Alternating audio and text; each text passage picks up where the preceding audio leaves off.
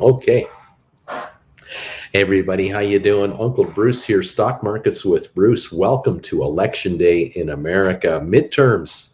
Today is Tuesday, November the 8th, 2022. And oh, what a day it is. We're watching a lot of stuff. As always, we will be watching a lot of stuff today, for sure. I don't know what to make of it.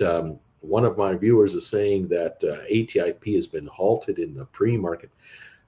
800 traded. That's all I got. Last at $1. I mean, this thing can trade a dime difference with 100 shares pre-market because there's no volume in the pre-market. There's no real market in the pre-market on ATIP ever. So don't know what it is. I have seen a report that ATIP has promoted a person from within. They have a legal guy, a lawyer, and they brought him up to chief legal officer. So I don't care. That's nothing material. Certainly not worth halting the market for. So I have no idea what the deal is with ATIP. They came out with their numbers last night, and some wins, some losses, some gains. They've added more locations. They closed underperforming locations. They continue to push to hire people to build their business and grow their enterprise, but they're not yet profitable. They have had issues, definitely with the their medical. How do I say this? I guess the payouts that they receive from government-funded programs, like for Medicare and I guess others. I'm not an expert in this medical field, so don't quote me verbatim here. But it sounds to me what's going on is that ATIP is able to treat people, and then they bill the medical government programs for it. But they're getting cut back in how much money they get. They're not getting as much as they were before. Now, is this are these cutbacks that governments, that are at the Senate or at the congressional level? They hammer out what the coverage is for Americans, or what the coverage is to healthcare providers, what you get paid for a service and whatnot. Again, I'm not in this business, but it looks to me like they suffered a pay cut to their payouts from some legislation in some bill somewhere that got passed, whatever, how long ago, I don't know. Was this under the Trump administration?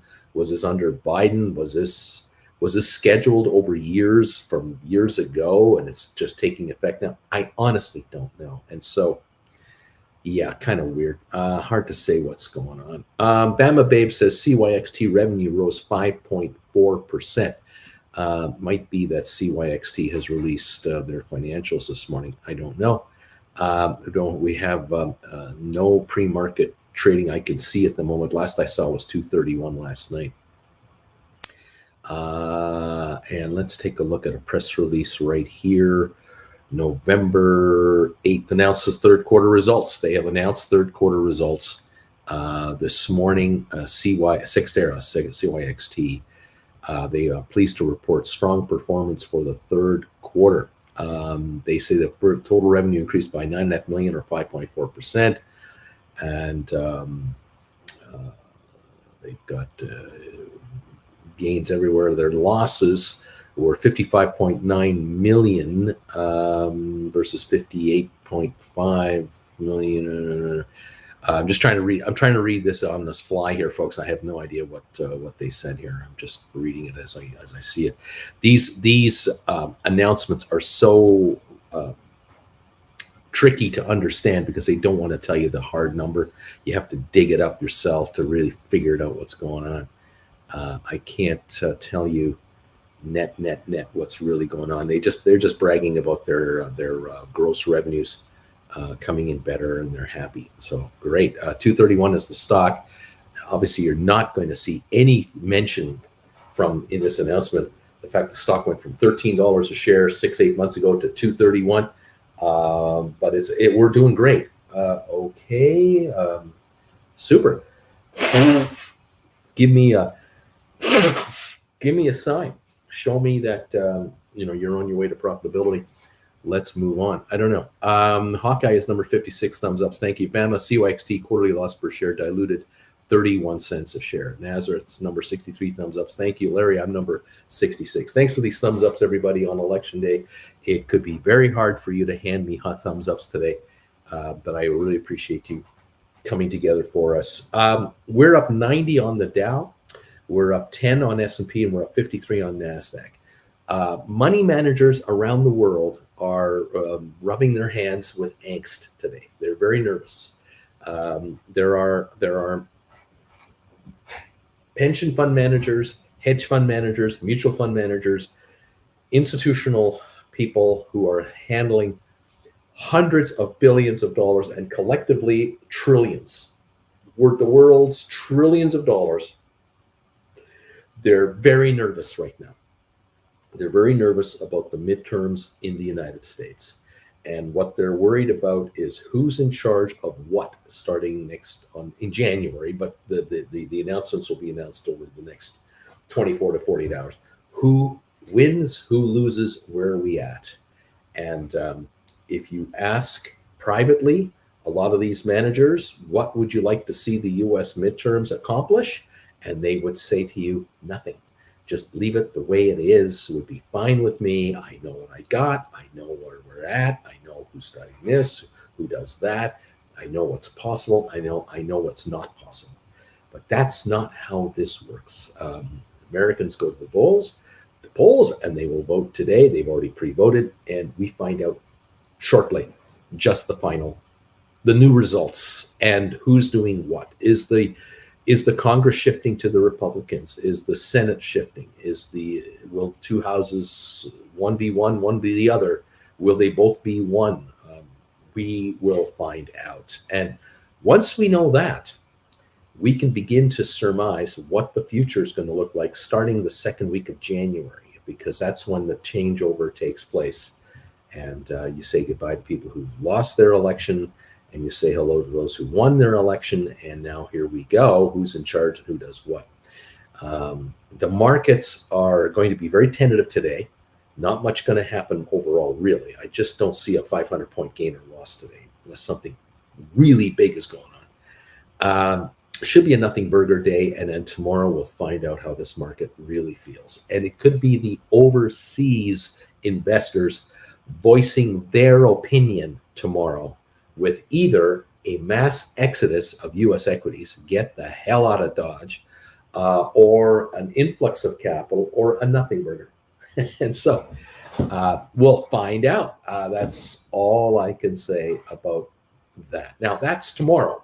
The day after tomorrow and the day after that, we'll see how the whole world interprets what's been going on and what's happening. Are there any writings that we're still waiting for final results on? What court cases are being challenged by the deniers? And on it goes. It's going to be a poop show, because this baby is about to hit 88 miles an hour, and you're going to see some serious stuff. And that is what's coming. And those in the know, those who've been around a while, so anyone over 40, 50, 60, we've been around too long and seen it all. We've seen it all. And this will come as no surprise to us. Next week at this time, Orange Boy is back in play. You're going to hear from you-know-who. He's going to run again for the presidency. And the clown show begins anew. We'll have a 2-year clown show going on, which will be so entertaining for the U.S. media. Saturday Night Live will have skits like no tomorrow for the next 2 years. And it'll be interesting to see how the Florida boy does against the Orange Boy, against everybody else. It's going to be crazy. There's Mr. Pence The bootlicker, Pence, the orange boy, and I don't know what to call the other guy, the governor of Florida. I don't know what to call him. The clown show is going to be front and center on all media, and the outside world is going to go, "What are they doing? What's with America? What's with America?" That's what's coming, and it's not good for stocks, which means it's great for option writers. Option writers unite. You are going to love this. You option writers are going to become rather wealthy this next 2 years. So you have got market conditions that are going to just fit right into complete utter chaos out there. We have high inflation. We have higher interest rates. We've got a recession coming that is not local or regional. We're talking global. And we're going to have everybody blaming everybody else for it. And no one can fix it. No one can undo it. And yet people will beg you for your vote because they're going to try to convince you that they're your savior. And it's just going to be the flux capacitor in overdrive. We're going to see some serious stuff here. We're going to stay at 88 miles an hour for a while. It's just going to be a clown show coming up. We'll find out how it plays out. Thank you for the 86 thumbs ups. Like I said, it's going to be hard for you to give me thumbs up today. Some of you folks, you're going to be very hard pressed to want to give me a thumbs ups today. What can I say? This is going to be a fun night tonight, and I'll be watching. I know my friends in Europe will be watching. It is going to be a wild one, an absolute wild one. And we're going to hear one-liners coming out of some people's mouths that you are just not going to believe. I don't know. It's a big night. What can I say? Well, welcome everybody to the to the deal. Gator Boy, maybe a Florida man. What do we call that guy? I don't know. We got Orange Boy, we got the bootlicker, and then we got this other guy. I don't know what to call this guy. I found out over the weekend he did get married in Disney World with his wife, and now attacks Disney World as a thing. There you go. The guy is making it illegal to be a Floridian for a lot of Floridians, which is kind of funny. I don't know what to call this guy. I'm not sure. Yeah, it's goofy. It's goofy. It's going to be a clown show, and I wonder, is Nikki Haley going to run for the Republicans? Would she decide to run? Because if she decided to run, she would then get the wrath of Orange Boy. But if she decided not to run, she could then be the so-called de facto vice presidential nominee by just being sidelined and staying off to the side, going along with whoever gets the nomination, become the nominee as VP. Then if they get elected, she would then be the apparent future person to run for the whole thing as a former VP. You wonder if that's the strategy over there. I just don't know. Gator Boy? What about Gator Boy? It's going to be Lyle tonight, and I'll be crying. What can I say? ATIP had one of the worst conference calls I've ever heard in my young 30 years of life. And virtually, I'm stuck, and I'm in until Chapter 11, or they recover. Deuce Caboose, they didn't mention the financial metric for the first 10 minutes of the call. Option nomads, Charlie C. Re Poor Man Cover Call and Fidelity. You have to set it up yourself. Buy the deep in the money call. Then when you go and sell a call, you can select the in the money call you purchased instead of the purchased stock. You definitely don't want to use the Fidelity automatic system. You want to do each trade on your own to control the pricing. Do not hit that. Don't do rollovers, all that. Do them all yourself. Michael, Deuce Caboose, I saw the numbers. I didn't bother listening. Karim, how about us bag holders? Can't we unite? Bag holders unite. Options nomads, assuming you have correct amount of permissions. If not, contact Fidelity. Coyote, did she change her name? Moonman Moo, America's Powerball lottery is at 1.9 billion. Deuce Caboose, Michael, it was horrible. They spent the first 5 minutes talking about hiring a new people person. All right, what are you trying to hide? Sell my house fast. Good morning, number 87. And Deuce Caboose, everything's coming up Millhouse. Brian, I am thumbs up 88. Bruce, I'm giving you thumbs ups no matter what you say about our election, about the election, or whoever's election. Although I think Brian's Canadian, so it's okay. Thank you, Canadians, for the thumbs ups. Thank you, Europeans, for thumbs ups. My American friends, sorry, it's a clown show down there. You know it. You know it. You're there. I'm just saying it. But then again, I don't have a boss that's going to fire me, so I'm able to speak and speak my mind. Oh, scary. I just want to make money. That's all I want you folks to do. I just want you guys to get rich. So if you think I'm picking on anybody, I'm not. I'm just trying to help you get richer. And you have to invest in the market you have, and you have to live in the country you're in, and you have to adapt to the world that is evolving around you. And that's the key to success, is make it work for you, and be a good person, and help your friends and family, and better yourself, and away we go. Right there it is. Thank you, Caverti, for number 89 thumbs ups. JR, yeah, gotta buy at least one ticket. Can't win if I don't play. An all-time U.S. record. Do you think people are desperate or what? Bama Babe, I just want to make money. Great t-shirt idea. Just want to make money. There's a great t-shirt idea. Bama Babe, I couldn't agree more. Well said. No winner last night. I don't know if the draw was last night or not, this Powerball thing. No idea. Here in Canada, we have our biggest lottery only goes up to 70 million. They cap it. And it was at 70 million for like a month. It was like 5 or 6 draws in a row. Nobody won the damn thing. Then finally, someone in Calgary won it. Right here in Calgary. Somebody won 70 million. And now it's back to 18 million at the moment. Or at least it was at 50 million after the next week. And now it was won again. And now it's at 18 million. And no one cares.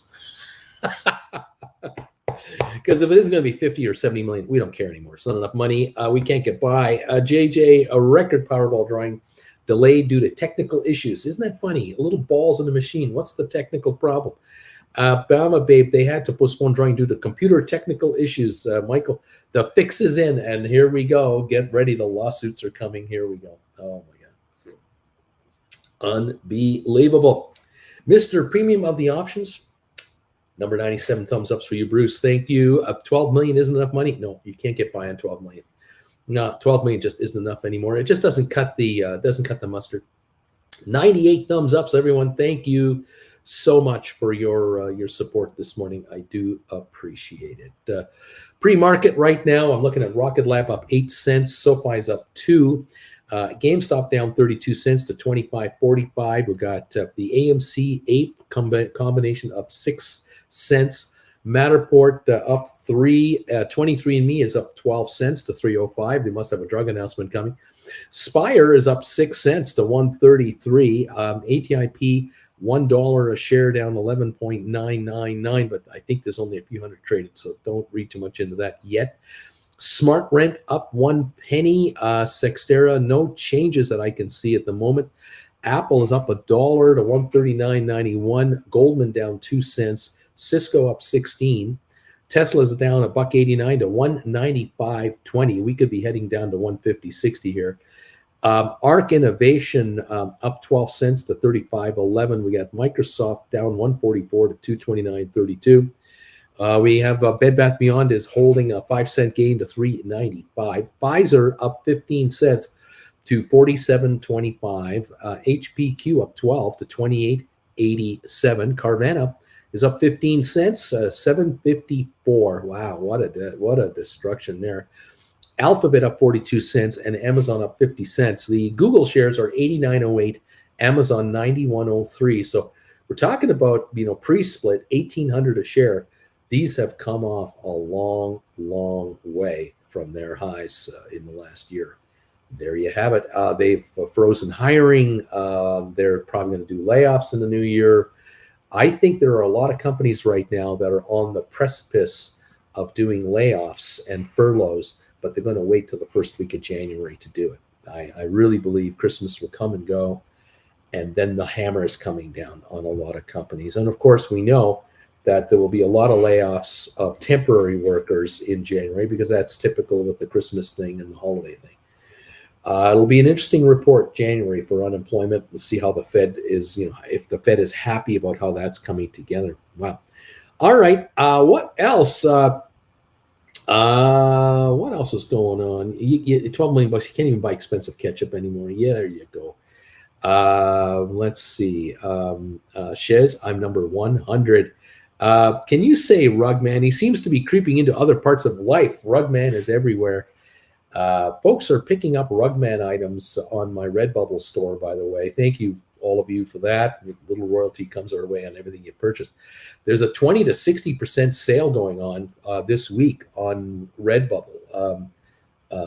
What we do is Jennifer and I, we submit the illustration that goes on a T-shirt or a sweatshirt like this, and Redbubble, will design and make these. They order the sweatshirts. They put on the designs. They take your order. They got your address. They handle the shipping to you. They will take care of any returns or issues. They do all of that. Jen and I, we just get a royalty for every order that goes through and gets executed. And I don't have to do a dang thing. I can't screw up a Redbubble order. I don't touch it. And so when you go to Redbubble and make an order for a Rugman item or a Stink Bits Save Lives item like this, it's Redbubble handling it.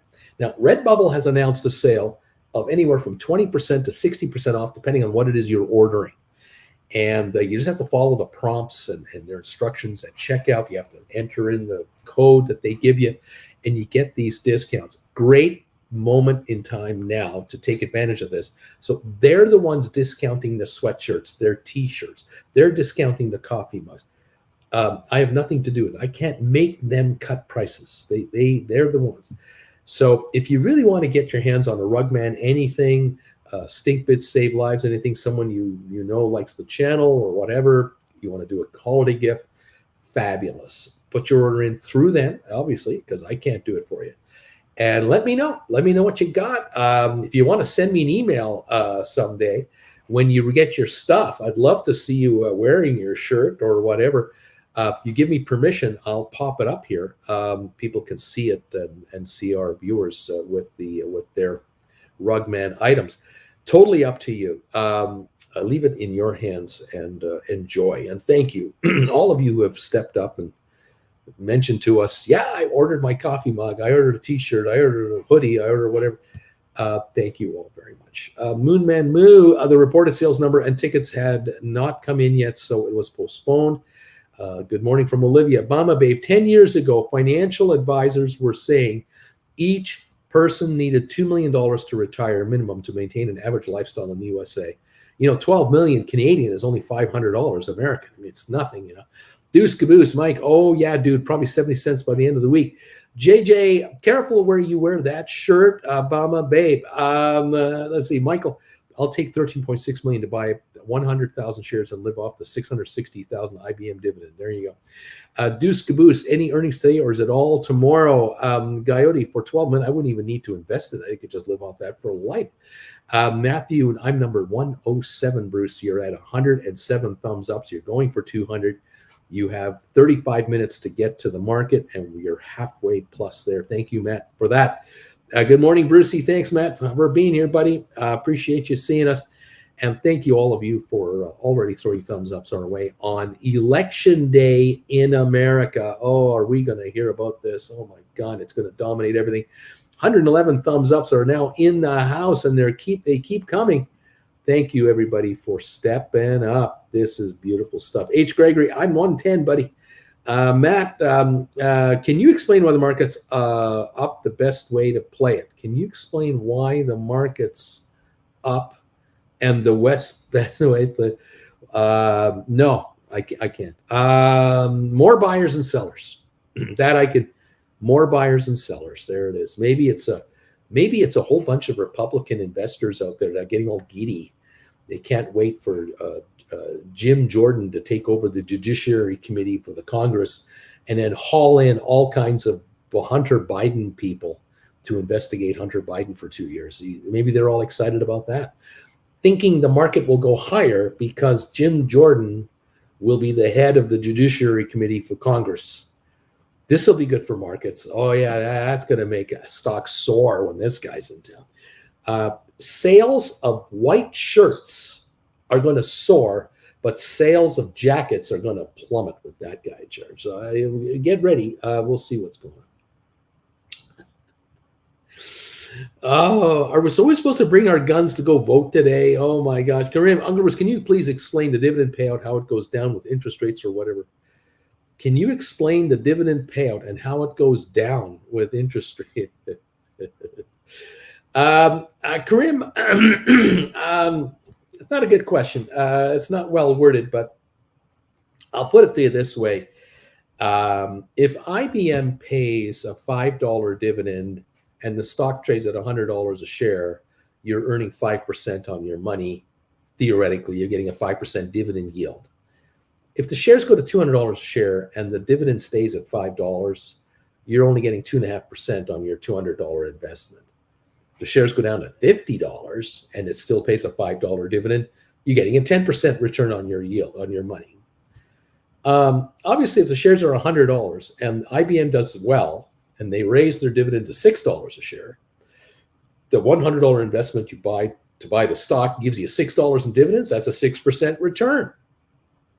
If the Federal Reserve of the United States raises interest rates like they have been, and you can buy a 2-year treasury note from the United States government and it pays you 7% interest guaranteed by the greatest people in the world, Americans, although Canadians are pretty good too. In any event, the Americans guarantee you 7% on your T-bill. And IBM is guaranteeing you 5%. And that's not even a guarantee. They're indicating to you that the dividend is $5 per share.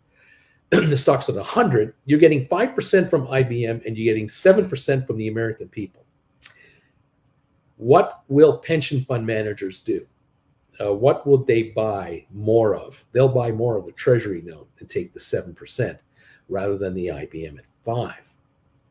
Now, if you are Microsoft or you're Apple and you only pay a 1% dividend because you make gobs of money, but you don't hand it out in dividends, you only pay 1% yield out roughly. And the rest of the profits you make, you use a lot of that to buy back stock instead. You're just buying back shares from the open market and trying to reduce the number of shares outstanding.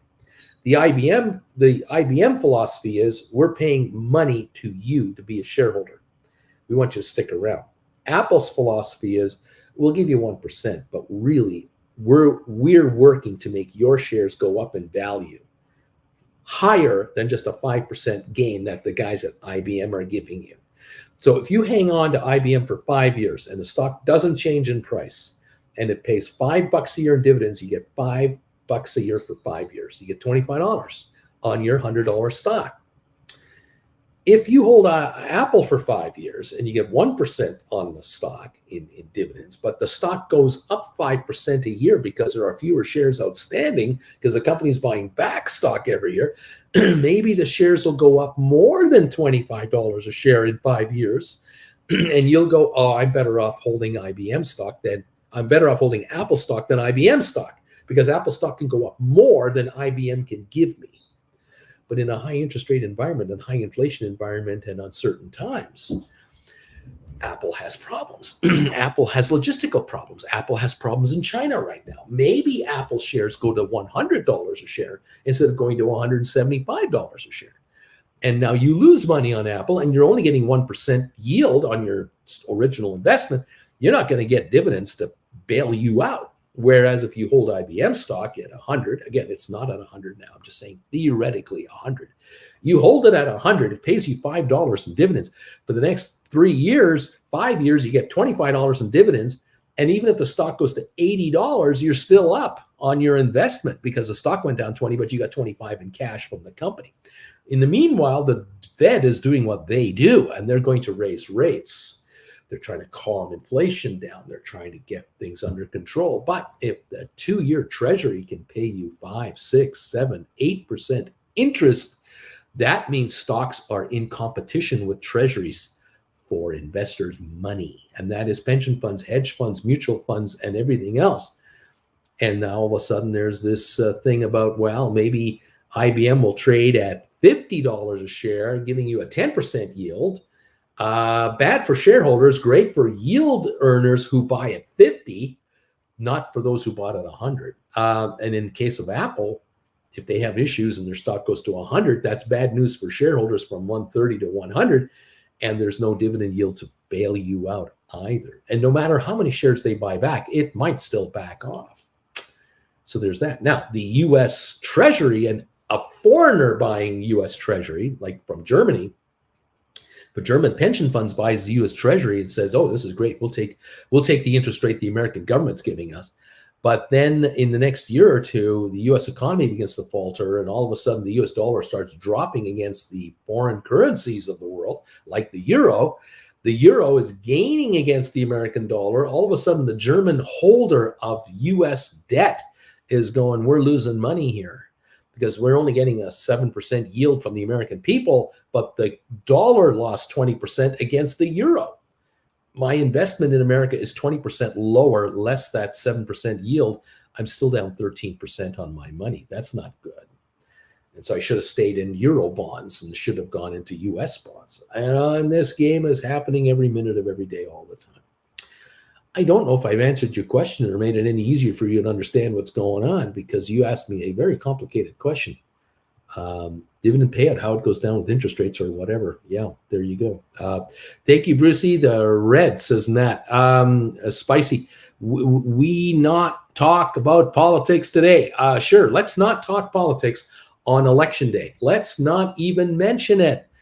Because it has nothing to do with what the market's going to do. It has nothing to do with the philosophy over the market. It has nothing to do with how every money manager in the world is panicking today. We're not going to talk about that. We'll ignore all that and put our head in the sand and pretend nothing's going on. Everything's fine. Everything's fine. There's nothing to see here. Nazareth, the market is up because the election is today. That's it right there, Bruce. And the economy is the number 2 important for Americans. Should dump after the election. Time will tell. You could be right. You could be wrong. We'll find out. Mr. Premium with the option. Anyone know if SoFi will allow option trading on their platform? We hear soon, but we don't know. Zed, I'm number 116. Matthew, we're in for a wild ride with Jim Jordan at the guillotine. Oh, yeah, Bobby. Nobody does. The rumor is that nobody does. Nobody doesn't know what's going to happen. That's right. Michael, I don't even know what that is, honestly. Brian, Uncle Bruce, did you see Canada is doing a 2% fee for stock buyback? I'm assuming this is to push dividend payments. There's a budget coming in, a mini budget they're trying to pass, that will impose a tax on public companies if they do stock buybacks. These are Canadian-based companies. And our socialistic liberal government is trying to win the hearts and minds of all the socialists out there to say, we're sticking it to corporations who make nothing but money. The fact that what they don't mention is that a corporation that has, say, 5,000 employees, first of all, they pay all their suppliers. They have hundreds of suppliers that sell them goods and services that they turn around and make something with it and sell for more. And so they employ thousands of people outside their corporation. Then they have their own employees within the corporation that they're paying hard cash to from earnings and revenues, and these people all pay income taxes to the government of Canada and the province in which they live. The goods that they sell to the world, to the other consumers in this country, they all pay a GST tax to buy it, a goods and services tax, which is a federal tax. So the more this company generates in revenue, the more taxes are generated to the government. So the government wins on the supply of raw materials into the corporation. They make money from the backs of the employees who pay income taxes, and the government makes money on the goods and services taxes as this product goes out. Then the company declares a profit. The company actually has a profit at the end of it all. They pay income tax on the profit. So the governments have now won on all those counts. And then the corporation says, we're wanting to pay a dividend to our shareholders. We're going to pay 1/3 of our revenue, our net profit, as a dividend to the shareholders of the corporation. In Canada, if you receive a dividend from a company like that, you will pay a tax on the dividend that you're getting in. This is money that has been paid, taxes have been paid on multiple times over, and now the government wants a piece of your dividend as a taxation from you. That's the fifth level of tax. I don't know how many levels I'm up to now. It just never ends. On top of it all now, the government is saying, and if the company decides to take some of those dollars and buy back some of their shares in the open market to create a shortage of stock so the value of the shares will rise, we're going to tax that corporation 2% of the amount of money that they're going to dedicate towards buying back the stock. What the government is not coming clean about is the reality is that the Government of Canada pension plan, this is the national pension plan for all citizens of Canada. It's kind of like the Social Security fund that is run on behalf of all Americans. The Government of Canada pension fund is privately managed by money managers. Guess what they own? They own bonds and stocks. They own shares of publicly traded companies because they trade. They're liquid. They buy stocks in companies that are making money and could make more money next year and the year after that. They like to buy into companies that are winning because they like the fact that the shares go up in value, which helps the pension fund grow in value, and these companies pay a dividend.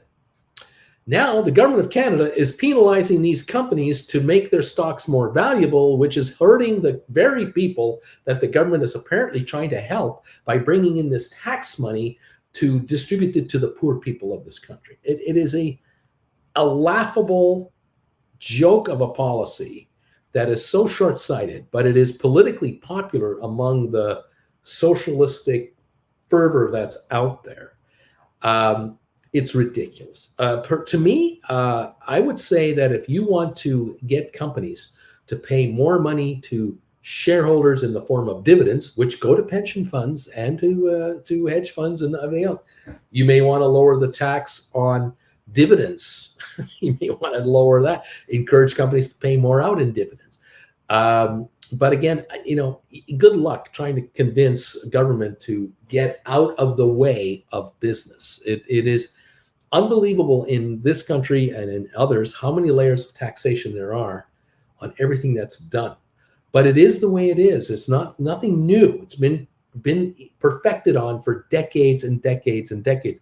What you don't see is you never see a politician come up to you and say, here's what I'm going to do if you elect me. I'm going to eliminate the duties that you as an American or a Canadian have to pay when you cross the border between Canada and the United States. I'm going to give you $1,000 exemption every time you cross the border for personal goods.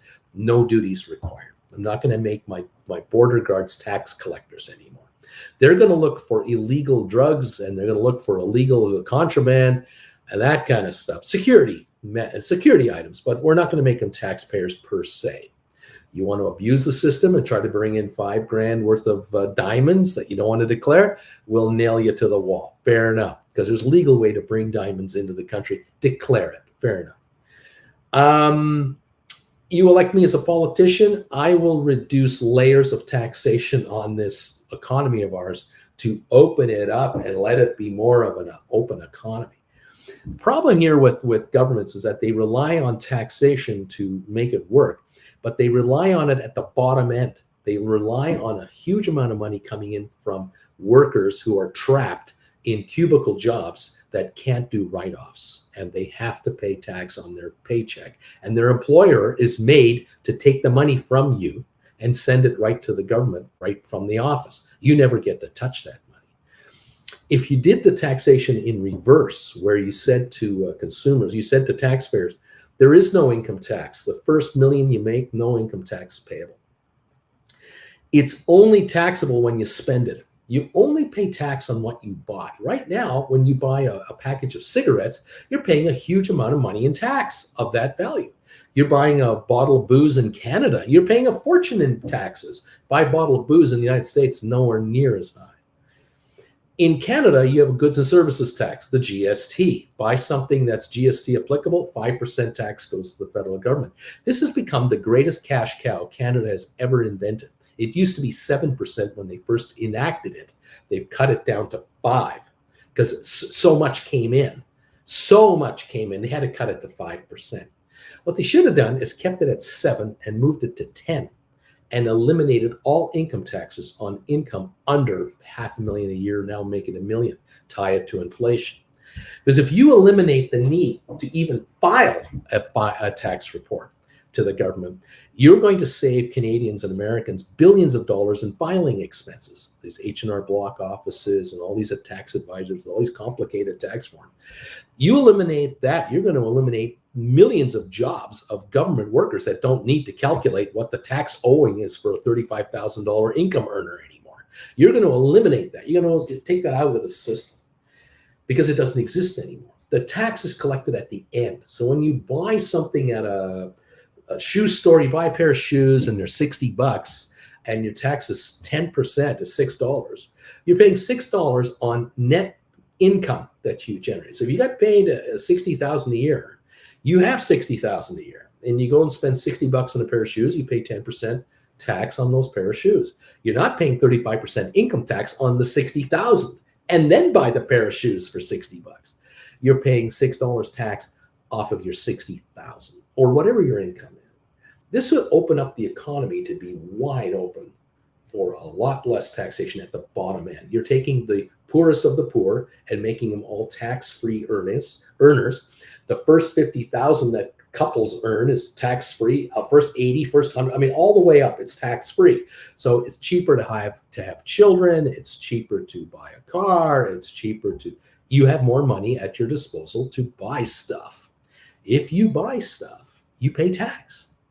And therefore, if you're netting out right now 60 cents on the dollar to you, you earn 50,000 a year and you get 30,000 clear, you're spending 30,000 a year. If you can spend 50,000 a year instead of 30,000 a year, you'll pay tax on all 50,000 you spend.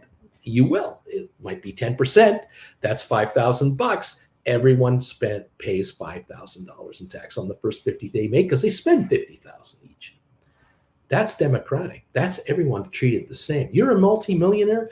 You spend $300,000 on a nice car. You spend $30,000 in tax on the nice car. I buy a $30,000 vehicle. I pay $3,000 in tax. It's all relative to where you're at. That's a fair system. It's not graduated. It's not penalizing any one group over another. Everyone has a flat amount, and it's so simple to calculate, and it's so simple to implement. And for corporations, they're just going, great, okay, well, we don't have to take deductions from our employees. We can just give them their dough and then they spend it the way they want. Fantastic. That would open it up wide open. If you did that at the state level as well, you have a 10% federal tax and a 5% state level tax, 15%. Your combined rate of taxation is 15%. Many of you would have a tax cut. So you think about how much tax you're paying now. If you're doing any kind of work, if you're working hard and doing 2 or 3 jobs, you're probably paying 35% tax now. If your taxes are only 15% off the top as you spend it, you'd have a tax cut on your hands. You'd have a lot more money left over. There are no politicians running on that platform. Not one. The Republicans don't run that way. The Democrats, the Liberals, the Conservatives, the Labour Party in Britain, no one runs on that platform. Because the system that's in there now is so stacked and is so well protected by the lobbyists for all the special interests out there. You got the pharmaceutical guys, you got the tobacco guys, you got the gun guys, you got the automotive guys and girls, I should be saying. You have all these groups that are protecting their turf, that have spent billions of dollars over the years to keep their lobbyists right on top of those senators and Republican and the Democratic Congress people. This system is embedded, and you can't change the system because no one trusts anybody else, because this company might get a leg up on that company with this kind of a deal. And so you protect your turf and make it impossible for it to change. You make it very difficult for other entities to come in, play in your turf. You, in effect, help the government enact legislation to make it impossible for anyone to compete with you in your business because to get into your business now is so onerous, no one else wants to get in. And since you're so large, you can squish any competitor. Look at the airline business. There are 5 airlines in the United States that dominate it all. There used to be dozens. Now there are 5. And who pays? The American consumer and taxpayer, because airlines are one of the largest social networks ever created in United States history. They get more social handouts and free government money than you can ever imagine. And you might say I'm full of it, but think about how many billions are spent by the American taxpayer to maintain runways and air traffic systems and security systems, all at the behest so that airlines can keep running efficiently. It's a national security issue. That's what the airlines call it. I call it socialism. And it's a wonderful system when you're in the system. And there are now only 5 players left, because the U.S., who was it, tried to buy a Sprint Airlines. JetBlue is buying Spirit, and Frontier is left on the outside looking in. And this is just the latest salvo of what's going on. Unbelievable. We're opening up in 14 minutes. The old man's ranting on election day. We're having so much fun today. Gosh darn it to heck, what are we going to happen? You did explain it to me. Thank you, sir. Okay, I'm doing what I can. What else is going on? Enough of the sarcasm. Give us your wisdom. Let's see.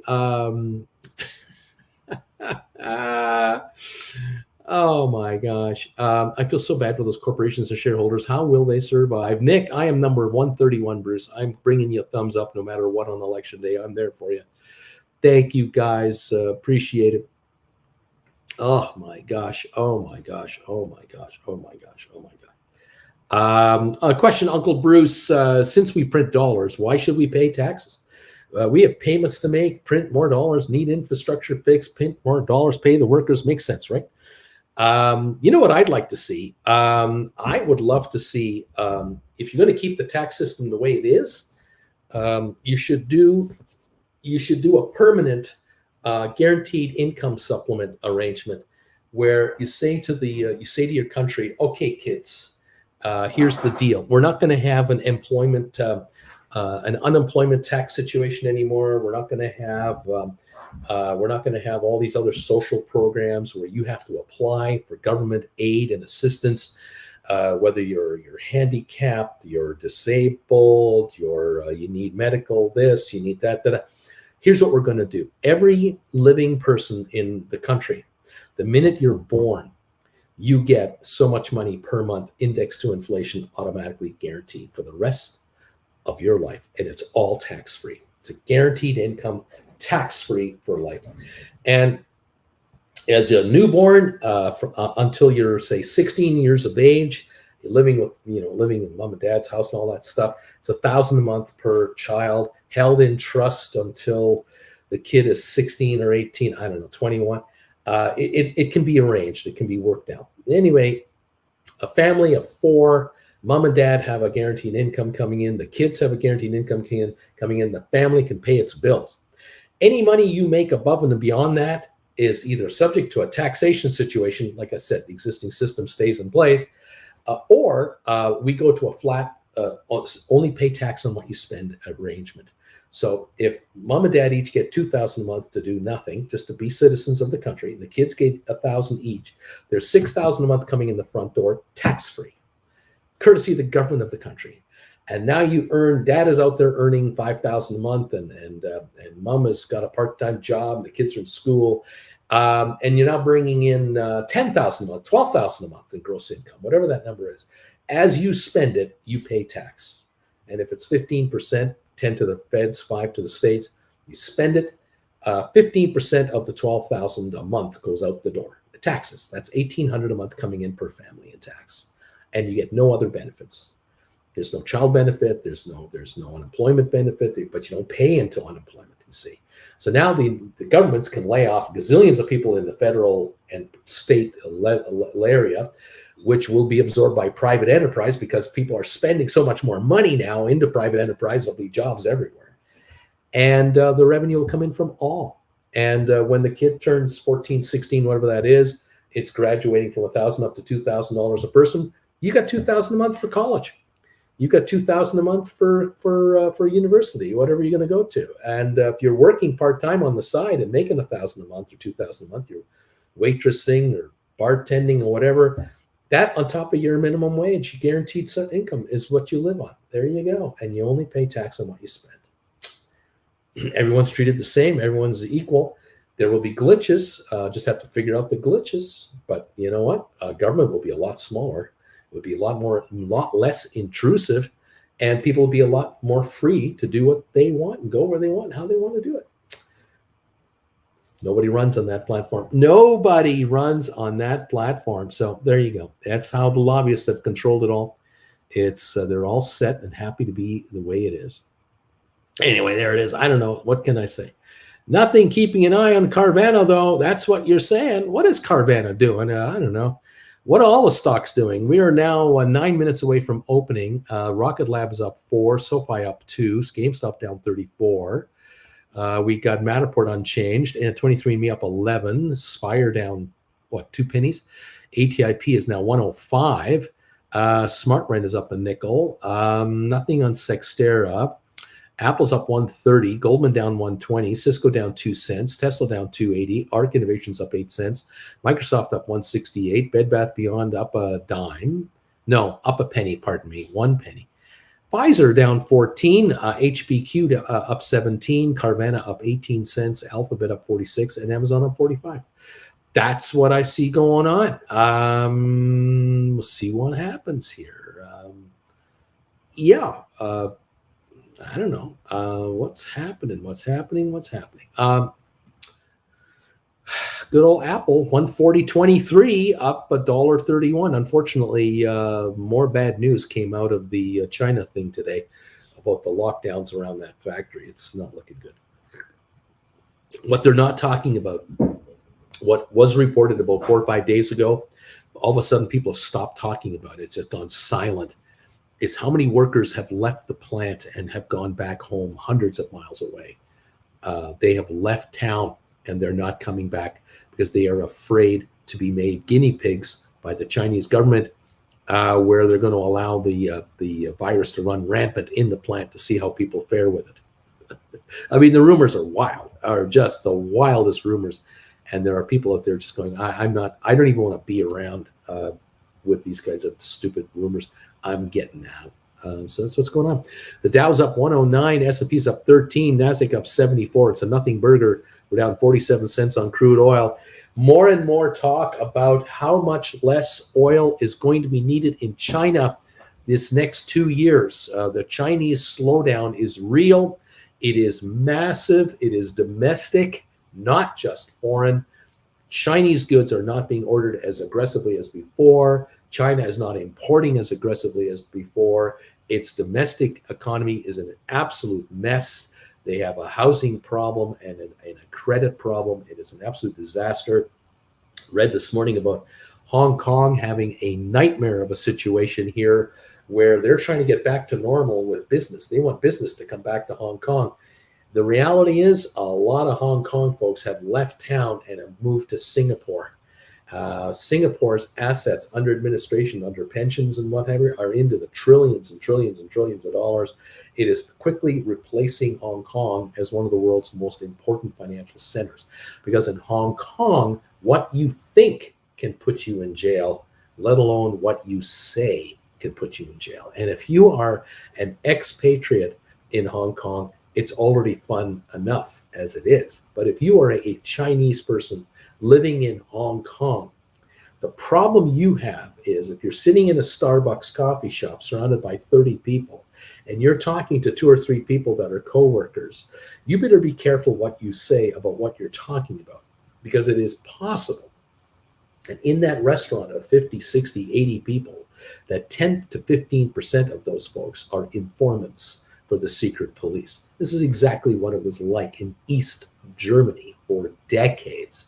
You don't know in your own home, in your own company, in your own circle of friends, who is an informant for the secret police to snitch on you on whatever it is you say or are thinking about in your mind. And you get the knock on the door. A couple of guys come to visit you and they're asking you to come on down for a little chat at the police station, and you don't come home for 2 weeks because the chat went a little longer than we thought, because every time we ask you a question, you seem to give us an answer that makes us ask you another question. And this game goes on for 2 weeks until you tell us what we want to know. In the meantime, we have taken samples of your body and DNA and everything for our records going forward to keep an eye on you. And perhaps you might want to work with us going forward to tell us what your other coworker is thinking about the Chinese system that has been implemented and all the new laws. There are people in China who are afraid to blink right now. And the foreigners who are being asked, would you like to be stationed in Hong Kong right now in working with our, with our foreign subsidiaries and our banking system? There are foreigners going, no, thank you. No, I don't think I want to work in Hong Kong right now. It's one of the most expensive cities in the world for rents. And it's one of the most repressive regimes ever created by mankind. I don't think I want to be there right now. I think if you're going to put me in Asia, I'll go Singapore. I might go a little Japan perhaps, but really Hong Kong is out of the picture entirely. Shanghai, don't even talk to me about Shanghai. Not interested. So there's some real problems in Hong Kong. They're having trouble attracting back foreigners to come in here do business with us, because why would you do business with someone that might be a snitch for the secret police and they accuse you of being a foreign agent for the government of the country that you come from? You need that? You really need that? I don't think so. Yeah, I don't think that's going to work too well. In any event, fun times at the OK Corral. What can I say? Boy, so much fun. So much fun out there. Are you referring to the basic income? I was mentioning the basic income. The closest we got to the basic income was during COVID in Canada, when every Canadian was eligible for $2,000 a month if you had been laid off and all that sort of stuff. That worked really well, actually. Surprisingly, it worked really well. There were some glitches here and there. It's never perfect. But for Canadians, there was no massive number of houses that went on the market for foreclosure. Millions of Canadians could afford to keep paying rent. You had a husband and a wife, no kids, bringing in $4,000 a month guaranteed. They covered the basics, and they began to work from home after so many months, 6 months or whatever long time that program went. It faded out, and by that time, people had adjusted to the new normal.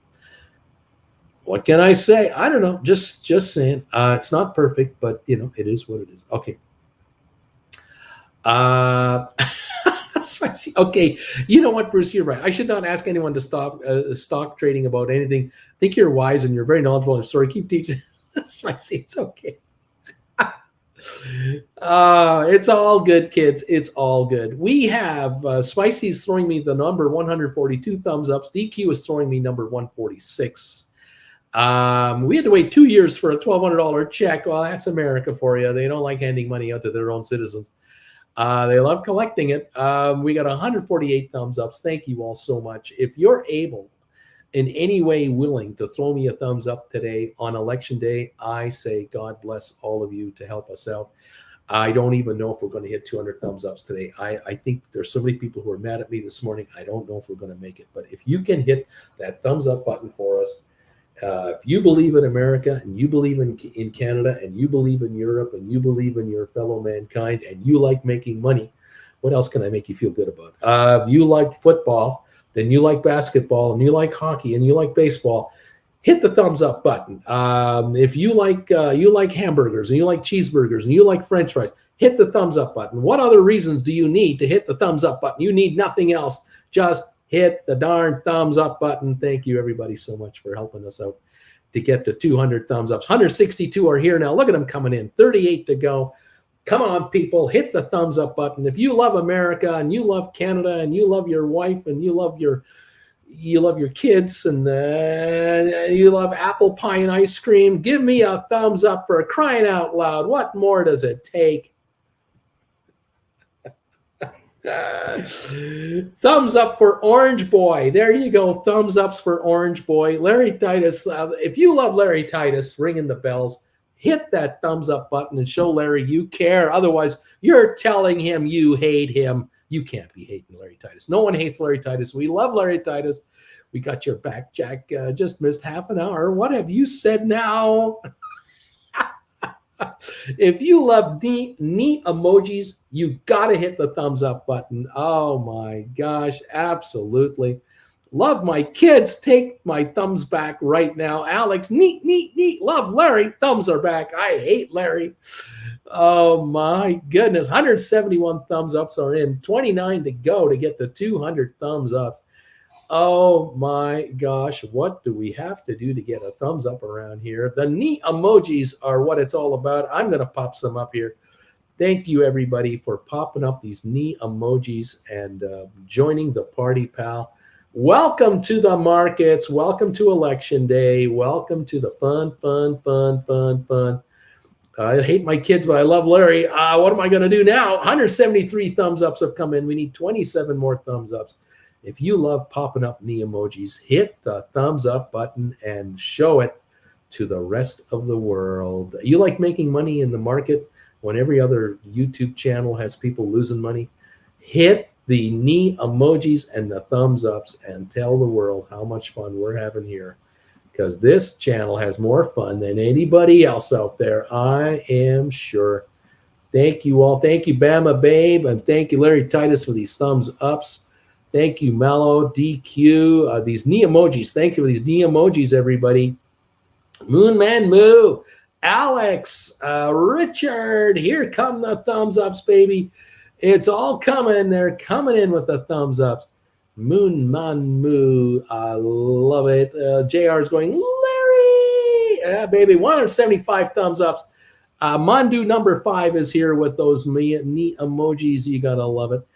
Wing Commander, I finally made it. I'm 174. Flint Creek Soap Company. If you like Flint Creek Soap from the Flint Creek Soap Company, you hit those thumbs ups right now and let Flint Creek know what you think about their product out there. The official soap provider of Stock Markets with Bruce. How about that? Who you gonna call? Call Rugman, says JR. If you love Rugman, get me a thumbs up right now. David Scott, thank you. Nazareth, thank you for these knee emojis.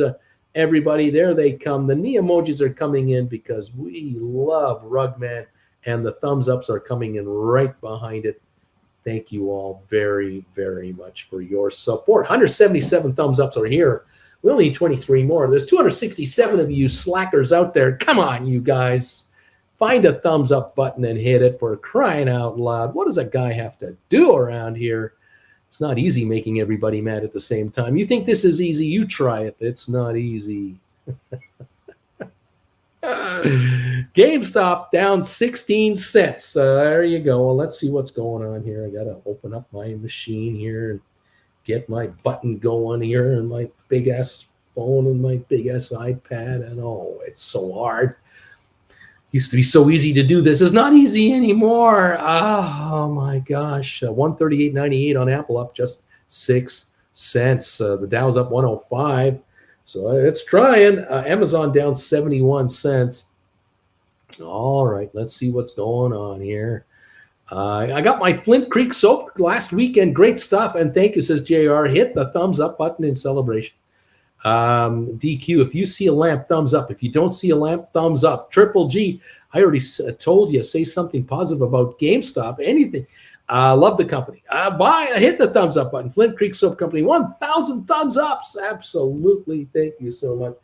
We're up 139 on Netflix. Tesla down $8.71. We're now at 188.37. Those of you who've been writing options on Tesla, who've been listening to me, begging you to write options on Tesla to bring your option premiums lower and bring in more cash.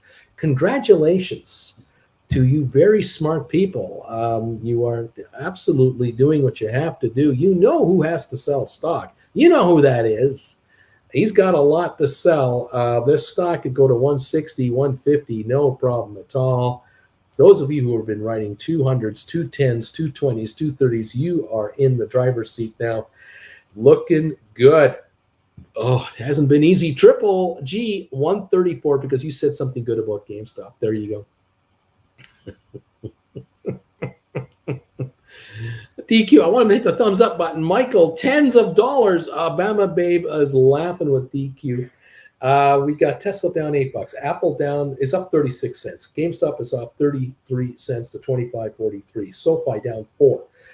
HPQ is up 12 cents. We got Rocket Lab up 6. Moderna down 4.33. ME up 8. Matterport down 3. ATIP down 18 at 93.1. There's a bargain there on ATIP. We just have to buy the company. That's all we have to do. We just have to buy all the stock, take it over, kick out the board of directors, put in Uncle Bruce followers to take it on, and then we'll run it. How about that? 90,000 traded at the moment. Low of the day, 90 cents, I guess. My machine is behind at the moment, so I can't even tell you the update. Okay, what else is going on? Pfizer off 27 cents. Boeing is up 97. Cisco is up 7. Home Depot up 122. Carvana 691 on Carvana. Yuck. Robinhood down $1. Robinhood down 104 right now. Robinhood coming off 11.02. Well, I didn't even know why it's at $11. It should be $5 a share, Robinhood. We're up 370 on Vanek Vectors. IBM up 79. Microsoft up 65 cents. Goldman up 12. Google up 42. Adobe up 256. Meta up 11. Royal Caribbean up 118. Norwegian up 58. And Carnival up 15 cents at the moment. Costco up 94 cents. Disney up a dime. American Airlines down 6 cents. There you go. The Dow up 75 points at the moment. S&P looks like it's up about 15. Let's see if we can get an update here on this market. Here we go. Refresh this. 25.26 on GameStop, down 50 cents. So we're getting some negative numbers through there. We're down just negative on S&P. Just turned to the red, barely. And that Nasdaq's only up 5 points. The Dow up 74. Oil down 10 cents right now. We got 25.26 last trade on GameStop. The low of the day, 25.25. We might break 25 today. Keep an eye on that. Always keep an eye on your options, and let's keep a look at possible rollover scenarios. Boom, maximizing profits right on Alberto. Thank you, Alberto, for this PayPal donation. You made a move here. Made a move. Yes, sir. Right on, pal. Making another move on those shares, especially the Teslas. Well done. Tesla right now, 189.77 down 731. That is what's going on right here, right now with this market. Netflix 262 up 350. Amazon 89.90, $90 down 50 cents. The Dow only up 54 now. S&P down a point. Nasdaq only up 5. GameStop 25.22. New lows are being registered on GameStop. 25.17 was just touched a moment ago. We're off 54 cents here at 25.22 on GameStop. Down she goes again. We've got SoFi at 513, down a nickel right now. That's what we see here. The Dow up only 50 points at the moment. Welcome one and all to the party, pal. Option writers having a field day here as these contracts and these shares keep backing up. This is locking in greater and greater profits. 186 thumbs ups on this channel. We only need 14 more to make it to 200 thumbs ups. Thank you guys so much. More commentary coming in. Let me follow up what's going on here. What's going on? My 50 SoFi 1250 January 24 stink bids are going to trigger. I feel it. I'm at 37. Let's go. You might go to 33. You might back it off. Wing Commander says that poor ATIP is at 84.99. I'm showing it now at 82.8, down 29.2 cents on 235,000 volume right now. Buy the dip, says the premium of the option. Let's see. Looks Triple G looks at his 1,000 ATIP share, pokes it with a stick, do something else like sit up, knock down. I might have to buy more ATIP, says Wing Commander. Let's see what else is going on. Triple G, hard to buy the dip when you got to wait the cash clear and buy a stock in less than $3. Wing Commander, Tesla might dump to 150 even lower. I'm a happy buyer sitting at $100.05 a share. 83.5 on ATIP, low of 82.8 at the moment.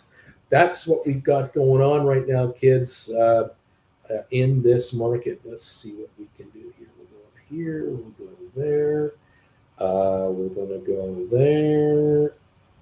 And we're going to go, what else are we going to do here? I'm just making adjustments on my screen right now. There we go. We'll do that. And there we are. The Dow is up 77 points. ATIP, 83.5, down 28. Bargoon City, Tesla, 189, down 780. Apple up 9 cents, only up 9. Apple now is red, -4. GameStop, 25.26 to 30 right now, down about 50 odd cents at the moment. SoFi, 511, down 7 cents. That is what we've got going on here. I got some ATIP to 83, stealing paper. All right, let's go. And margin to buy before your deposit clears so you don't miss the opportunities, says Coyote. There's always a solution to that. You know cash is coming in, grab the stock now. The cash will come in a couple of days, all as well. I don't do margin, says Triple G. Fair enough. Do it on cash then. It's okay. The Dow is up 89. We're down 2 points on S&P. NASDAQ just went red. We're down 18 on NASDAQ. So we are coming in with some selling. Oil down 40 cents now, going a little lower. 25.32 on GameStop, down 44 cents. Apple down 6. Tesla down 823 to 188. We got ATIP at 85 cents, recovering a little bit right now. We got SoFi at 510, down 7. HPQ up a penny. Rocket Lab unchanged. Moderna down $1.94. Over at ME, we're up 11 cents to 304. We've got Matterport down 7. Smart Rent down 3.5. Spire up a penny. Cyxtera is at 238, up 7 cents at the moment.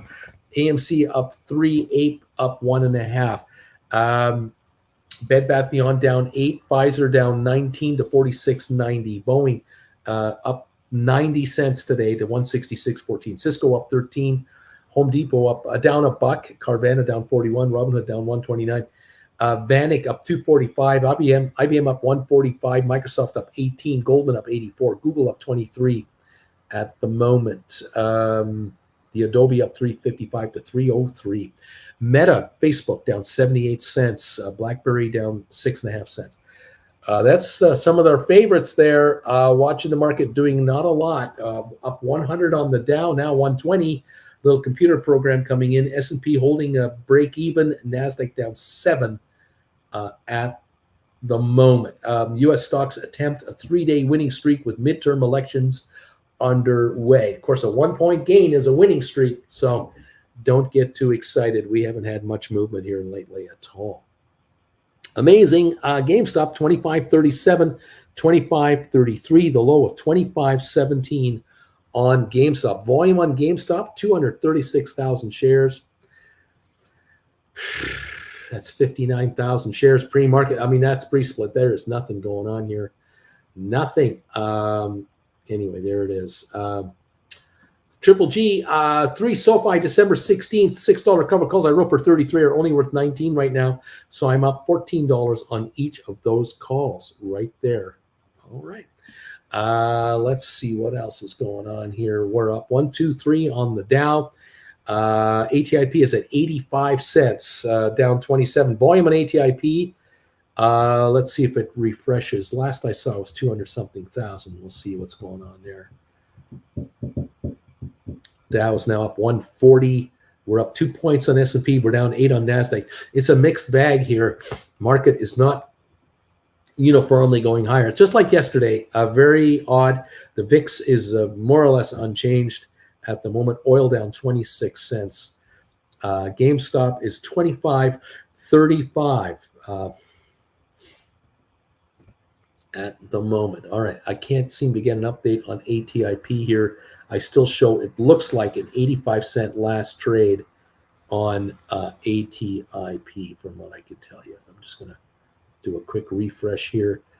There we go, 85 cents. The Dow is up 135. Tesla now 187.80, down 928. We've got Apple up 7 cents. We got GameStop at 25.35, 25.30 now, down 46. 25.27 falling again, 25.24. We're 7 cents away from the low of the day on GameStop, 25.24 now, the low of 25.17. SoFi 508 down a dime. Let's see. Pulse Guitar, Uncle Bruce, I'm taking your advice. I sold my super conservative $25 strike November 18th for a little profit. Just wrote the 25 and a half strike for November 18th for 146. Let's see if it hits and brings in cash. Okay. I'm going to guess, Pulse, what you probably did is you bought back your 27 and now you're writing a 25.50 is my hunch. Lorraine, I am thumbs up 192, Bruce. I am number 192 for you today. GameStop 25.23. We're coming down. 194 thumbs ups. We're only 6 away from 200 thumbs ups today. Thank you, everybody, for coming in here and helping me out. We're up 132 on the Dow. ATIP looks like it's at 85. Tesla 187.66, down 943. Apple down a dime.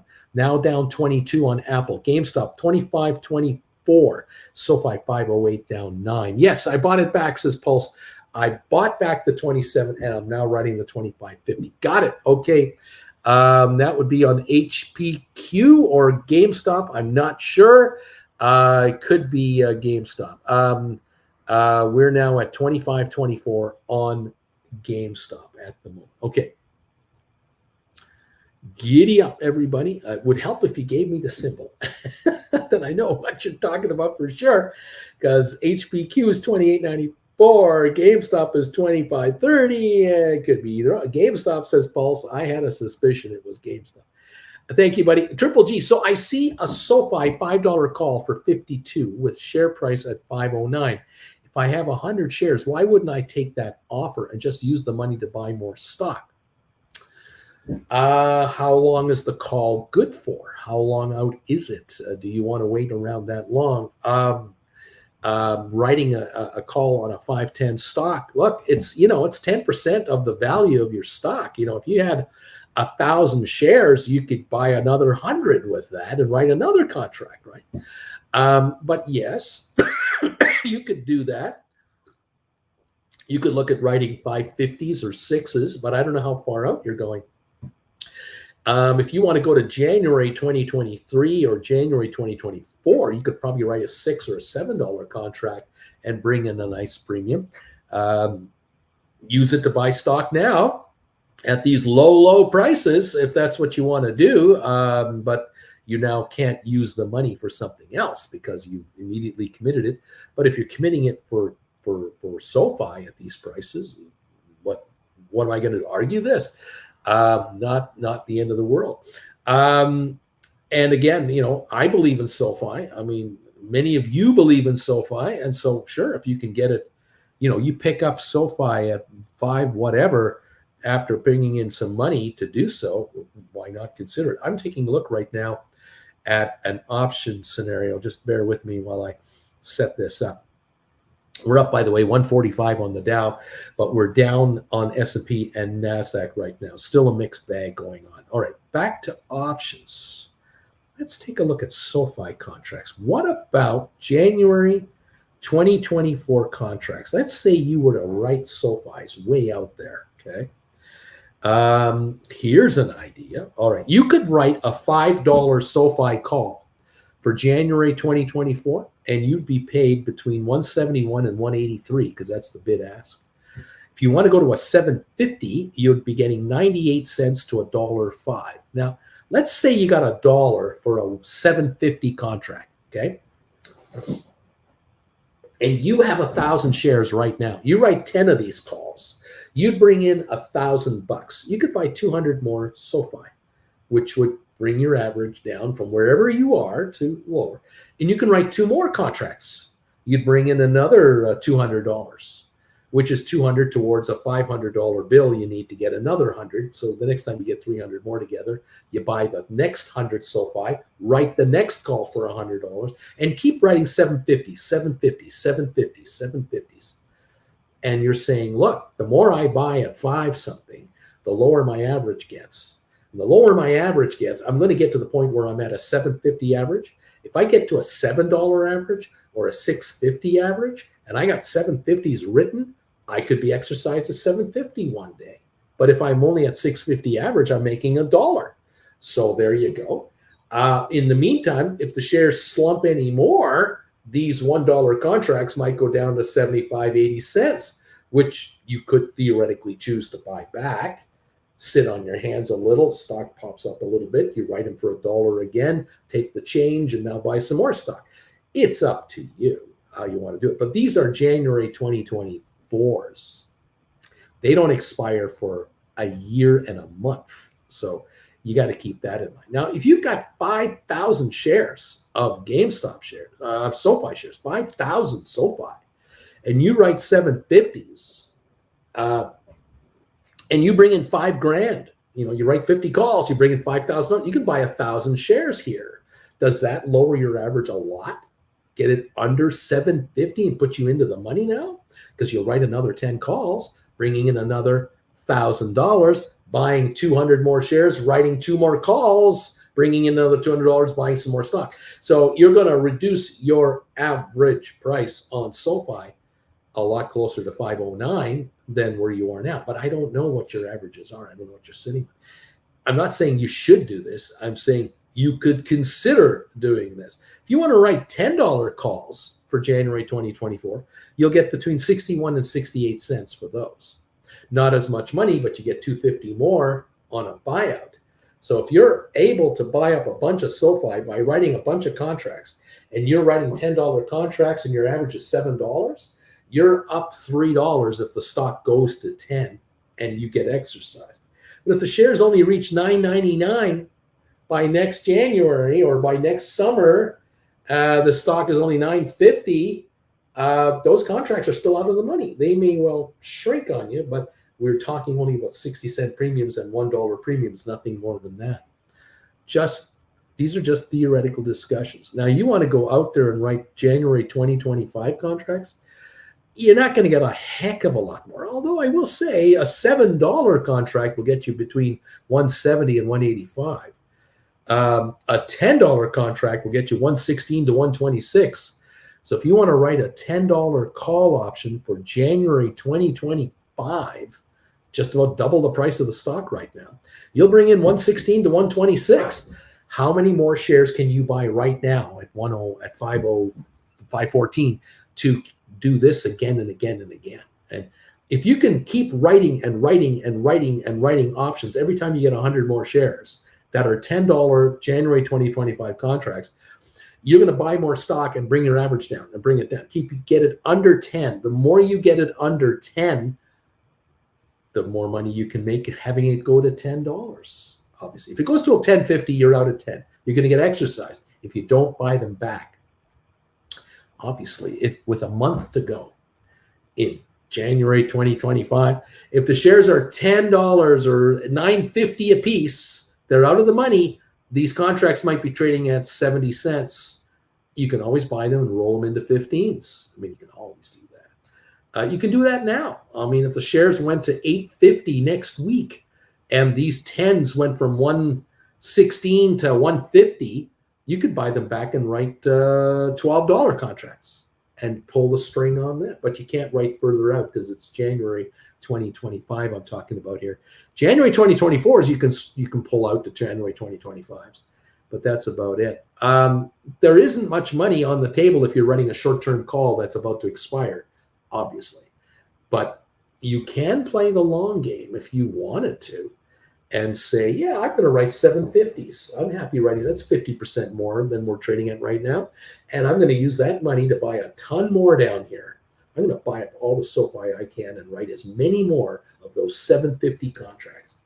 Absolutely. Or you could play another game. You have a bunch of calls, a bunch of stock now. You write a bunch of calls now, you buy a bunch of stock, and now you write another batch of calls that are the $10 calls for January 2024 or January 2025. So you've got 750 calls for January 2024 and $10 calls for January 2025 on the shares that you bought down here at 5 something, and you're rolling them up to there saying, okay, you can have these for 750, but these you got to pay me $10 for. And I'm going to take these premiums and keep buying this stock as much as I can in the meantime. Whatever your game is, you can play this on these contracts. You're not going to make instant cash flow. You're not going to be able to live off of this for the next few months. This is tying things up. But you're making the option gamblers give you money now to let you average down your SoFi way, way down here. If that appeals to you, there you go. But those of you who think, like I do, that SoFi starts cutting a profit, they're going to start trading on a multiple, PE multiple. And there are going to be analysts out there calling this a $30 stock, a $40 stock in the next year or two. And you're locking yourself in at $7.50 and $10 contracts. Keep in mind, you can roll over whenever you want. But on the other hand, it's a catch-22. Do you buy it now while you can through option premiums and then do the rollover game if necessary? Nothing wrong with that plan. Or do you just, whatever cash you can, you buy the stock and don't write anything against it?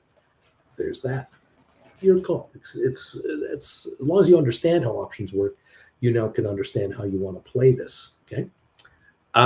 Interesting stuff. Thank you all for being here. Let's go. Let's see. JR, Uncle Bruce, on the deep in the money call purchased using the 90-10 rule. So a person sees a $15 strike call selling for $15.05. That is obviously only 5-cent time premium. But what about a $20 strike trading for $11.60? Well, a $20 strike, if the stock is $25, there's only $5 book value. There's nothing. It's not a 90-10 call. So, you got it right. If you're talking about a $25 stock that is trading where you're buying a $10 strike that's 10 in the money, or a $30 stock. Again, JR, I don't know which one you're talking about here. You're leaving me hanging. Now he says it. HPQ. Okay, thanks, buddy. It's a $29 stock. Okay, so $15 strike is 14 in the money, and it's trading at $15.05. That's the 90-10 rule. The $20 strike is 9 in the money. It's going for $11.60.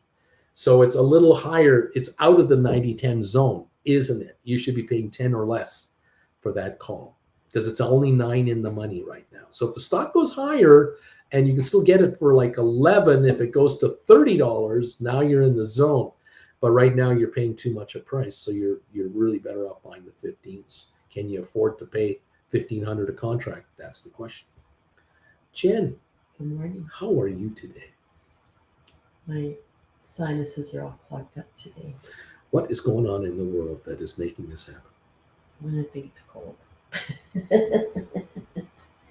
It's not right. Speaking of, it's cold today. Oh, we are cold out there. It's minus 29 wind chill. That's Celsius. That is cold. That is cold. Right now in Fahrenheit, outside in Calgary right now, it is -7 Fahrenheit right now. But then add wind chill to that. That's true. Because that's pure temperature. It's called not fun. Okay, we're probably -28 Fahrenheit, maybe -25 Fahrenheit right now. Not good. No, it's a cold one. It's going to be a pure sunny day today. All the snow and clouds have left us. We got 3 days of sun coming up. We're going to be blinding drivers. Yeah, but the good news for this town is Thursday, Friday, Saturday, Sunday, 27, 32, 32, and 29 degrees Fahrenheit, which means the roads will be wet because of the chemicals on the roads. Yeah. Then they'll be dry. So hopefully we'll be able to drive on relatively nice roads starting the weekend because as of now, it's still snow covered out there. It's not pretty. There's so much snow on the patio. Oh, our patio here. Oh, we're in trouble. And we had such a lovely fall. Winter has come with a bang. Great summer and fall here. Oh yeah, the fall was. It's all over but the crying. Indeed. So what's it going to be today? You're Oh, thinking about this? well, I thought about this morning a little bit. Okay. I was thinking if I could have you make me some scrambled eggs, and then I'll just have a toasted. See, the scrambled eggs are always, they're just a throw-in. I never know when to expect. Yeah. Then I'm thinking I'll just have some scrambled eggs, and then the crunchy toasted bagel cut in And quarters. mustard to dip it in. Who is this? What is this? Cinnamon sugar. Cinnamon sugar. Thank you, Miss Jen. I think. Thank you. Anyway, there you go. So is it better to go $20 strike even though it's closer in the money? You want to keep that 90-10 rule. You really want to be careful on that. People are helping him calculate this out, which is great. It's one of the best parts of this channel. People helping people here. Let me keep moving forward. Credit Savage. Uncle Bruce has just explained exactly what I've been doing with SoFi for the last year. I started with 300 shares of SoFi.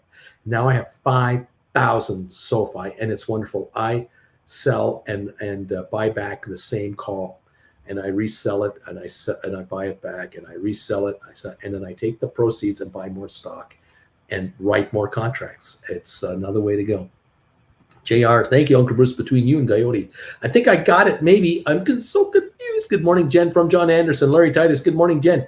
Alberto, Uncle, I did just exactly that. I did exactly that. Write 750s for $1, expiring 2024, 150 contracts, bought another 2,000 shares, keep remainder to either roll if needed, maximize our profits. There you go.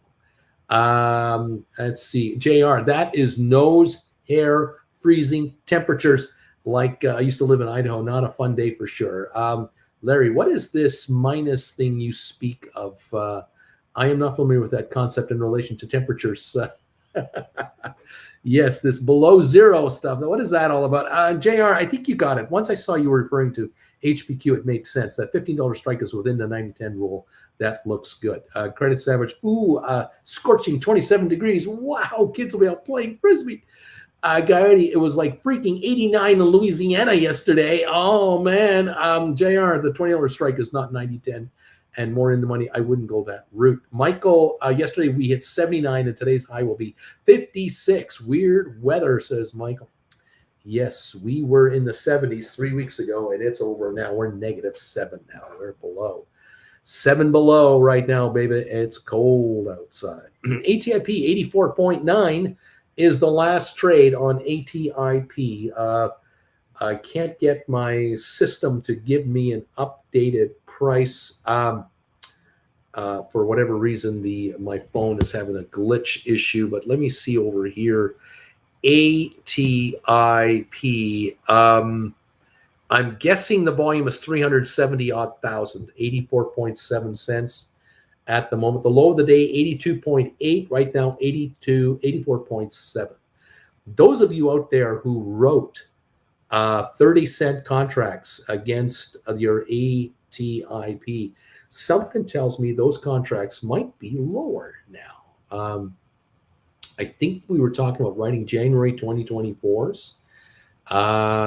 If I'm not mistaken, those were 250s. I show 20 to 25 right now, and you guys were getting 30 cents for those. So those have backed off a little bit. Interesting stuff. Very interesting stuff. Never a dull moment. 84.6. You got to get that stock higher. We need that stock a little higher to get a higher premium. So if you buy the stock here and the shares come up a little bit and those contracts go to 30 again, you write 30-cent contracts at 250 exercise price. Use that money to buy more stock. Right on. In any event, it is what it is right now. We got that stock under pressure at the moment. Apple 138.43 down 49 cents. Cyxtera is up 23 cents to 254. GameStop 25.51 down a little bit here, down 25 cents. SoFi is 5.10 down 8 cents. Tesla 188.33 down 8.75. We got Home Depot down 264. Netflix 258.94, just up 30 cents. So interesting day today. Lots of stuff going on, lots to watch. It's election day at the moment, and so there you go. Powerball finally announced and drawn. Winning numbers have been posted. So congratulations to all of my viewers who've just won zillions of dollars. Don't forget me. There you go. The Dow up 187, S&P up 9, NASDAQ up 19, and oil down 47 cents. We have on the thumbs up meter right now 206 thumbs ups. Thank you, everybody, for getting me over 200. It was a long one today. It was a hard struggle, but we got it done. And I thank you all for helping me get over 200 thumbs ups today. It is much appreciated. Nick DeMaurier, and the weather today in Palm Desert is warm and sunny. Does anybody know of anyone down there that's trying to rent a condo down in that area? Does anybody know a place that has a really big house and they have a guest house they're trying to rent out? Does anyone down there know anyone that would like to get some financial advice in lieu of some rent down there? You let me know. Jen is laughing, but it's you're not trading me off anymore. Well, I was about to. Oh, I can give some financial advice. Oh, Jen can give advice. Buy low, sell high. That's true. That's true. The sun is shining on all of these snow-covered pine trees. It's just like a postcard. So pretty. I bet we have close to 2 feet of snow on the patio because of the wind blowing. 2 feet of snow. Oh God. But yeah, it looks like a postcard because it's on the bottom of all of the windows. Yeah. People do this decoration all the time. I love looking at these postcards when I'm in Palm Desert. Yes. I'm on the patio. Through the shade of palm trees. Golf course, swimming pool, hot tub over there, and I'm looking at postcards from Canada. Oh, I love those. They look so. Postcards that on the front say, "Rugman." Rugman. Zoink. Yoink. Yoink. Rugman. Mine are on the way. You gotta love it. Oh boy.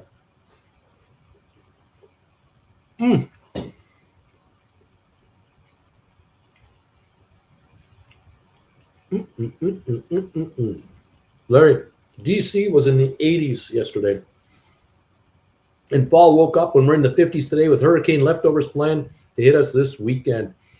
Michael, no one won. 2.3 billion next draw. No winner. Oh my gosh. Yoink, says Coyote. Yoink. Nobody won the Powerball. Oh my gosh.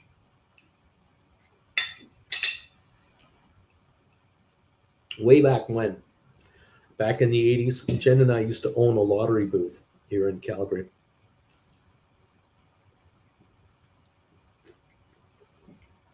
Those were days. We have stories. Oh my God. Do we have stories?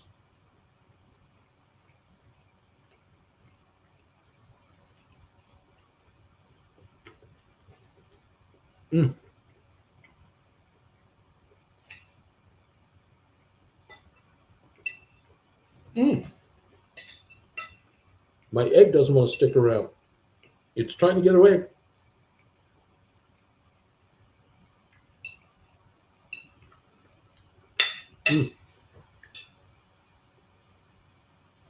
Thank you all for joining me today. Nice to have you here.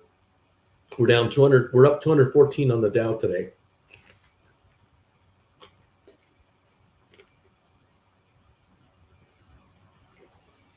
The S&P is up 11.8. The Nasdaq's up 19.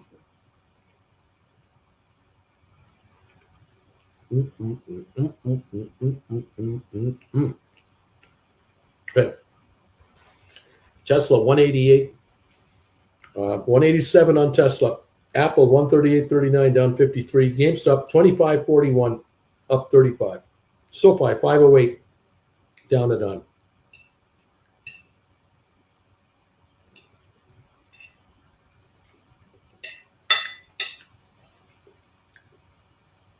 Oh boy.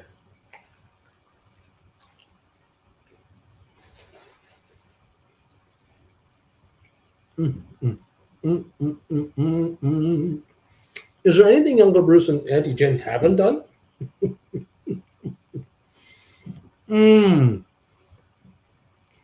Uncle Bruce, have you looked at Airbnb and Vrbo? We have. You want to know what the problem is? You go on these sites, they're misleading. You're going down rabbit holes and you're not finding any solutions. You can do all you want about telling the Vrbo site what you want. How many bedrooms, what amenities, your dates. And then the listings pop up. You start reading about the terms and conditions, and then you find it's not available in the months you want. The quote, they say it's like, it's so much money per month. Then you go into the details, and the first month, it's that much. The next 3 months after that, it's double, 50% more. You read further in on some of these home listings, and they say the rent is so-and-so, plus the first 150 in electricity is covered. After that, you pay the difference.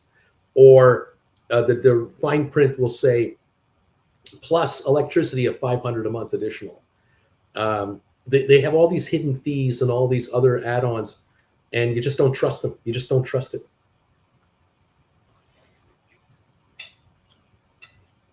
Too many middlemen in the middle of owners and renters. They claim to protect the owners,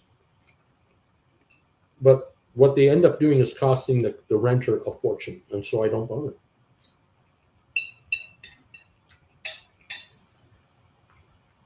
We haven't found a place yet. We're hoping we can. The fees are ridiculous with Airbnb. Yep, Doherty, right? But to buy them back, though. Rock and roll. 203 gain on the Dow now. ATIP 84.5. Tesla 187.22 down 986. Apple 138.13 down 79. GameStop 25.28 down 49 cents today.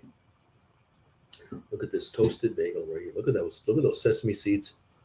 Oh my gosh. Just covered in butter. So nice.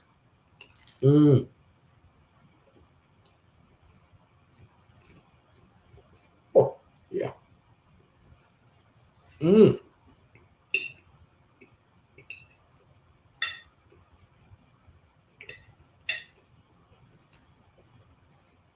So good. Lovely, lovely, lovely.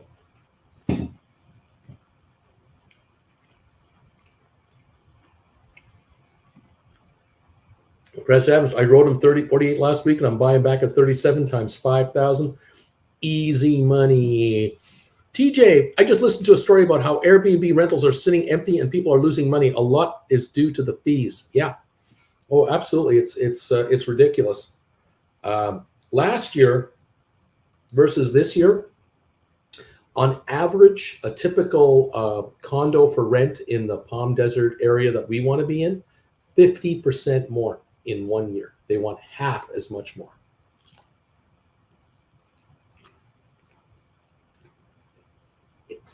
In some cases, they're looking for double.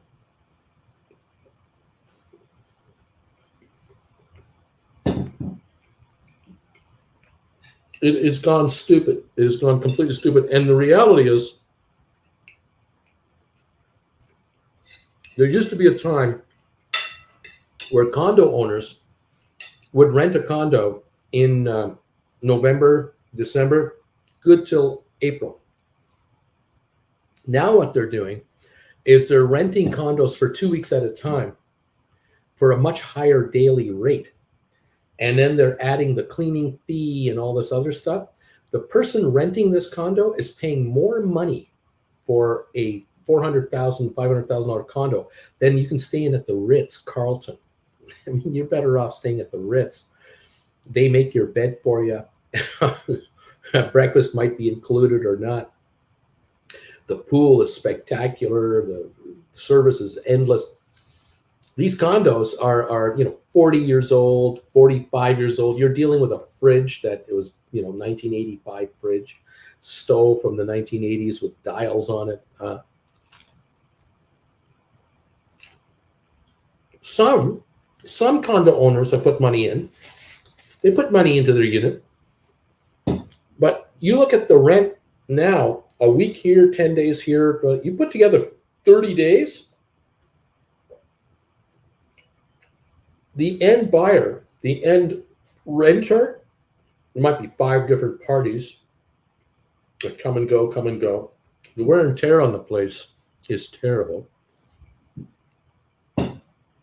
Every renter coming in doesn't know how the TV works. Every renter coming in has to pack and unpack, schlep bags everywhere, scuff up the walls, wear the carpeting down. But at the end of the month, the total money coming in, like $12,000. The condo should rent for $5,000, $4,500. Take all the fees out of there, $3,000-$4,000 to Airbnb, Verbo, cleaning fee, admin fees, city taxes now are involved in all this. The end renter is getting screwed, and the actual owner is getting a fraction of the money. And what do they end up with at the end of the year? A beat up condo, stains on the couch. Nobody knows who did it. You had 20 people in that place in 3 months. You had 20 groups of people in there. Who stained your couch? Good luck figuring that out.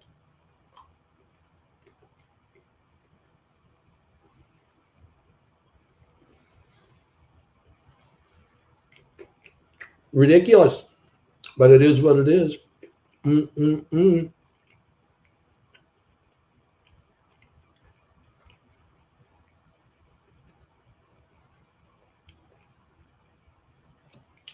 Yep, it's ridiculous.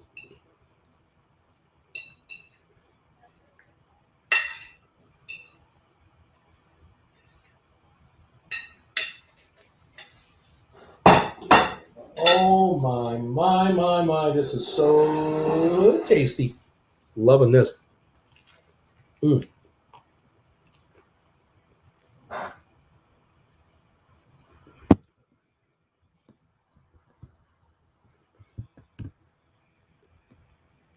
Dow's up 181. From what I can tell you, I'm not 100% sure on this. Let me refresh everything.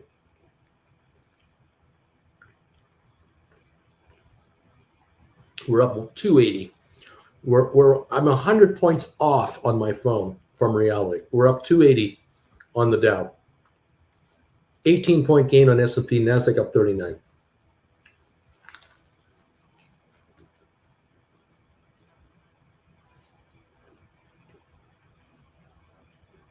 It's amazing.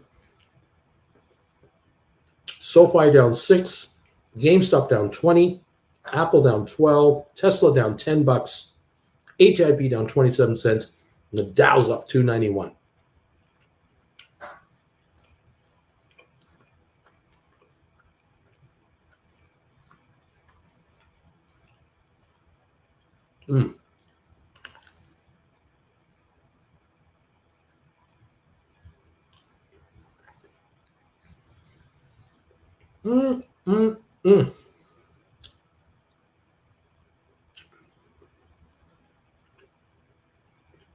What a day. What a day.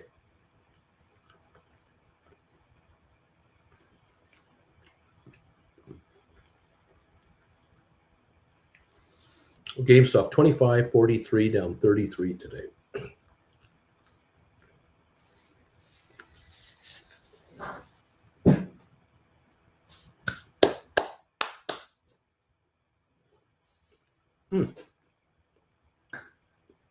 ATIP 85 down only 27, but still down 27 today.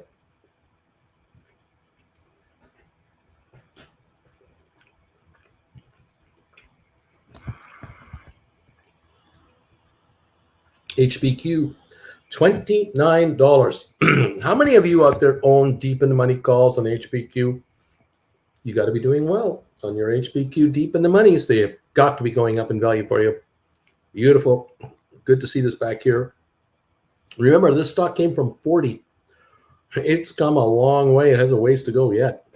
Rocket Lab down 3, Moderna up 128, Amazon down 26 cents, ME down 3.5 cents, Netflix is up 68 cents, Matterport down 7, Smart Rent down 3.5, Spire up a half a penny, Cyxtera is up 9, AMC is up 9, but 8 down a half a penny. Bed Bath & Beyond down 4.5 cents, Pfizer up 32, Boeing up $1.80, Cisco up 47, Home Depot down 70, Carvana down 70, Robinhood down 112 to 1091, Vanik Semiconductors up 458, IBM up 165 to 139.99, Microsoft up 268, Goldman up 274, Google up 97 cents, Adobe up 594 to 305, Meta down 64 cents, BlackBerry up 4.8 cents now, Royal Caribbean up 163, Costco up 560, Walmart up $1. Over at American Airlines, we're down a nickel, and Disney's up 90 cents a share. Okay, and there we are. We're up 323 on the Dow right now for no good reason. But it is. There you go. 25.45 on GameStop. Okay, everybody. Fun times at the OK Corral. Such good times.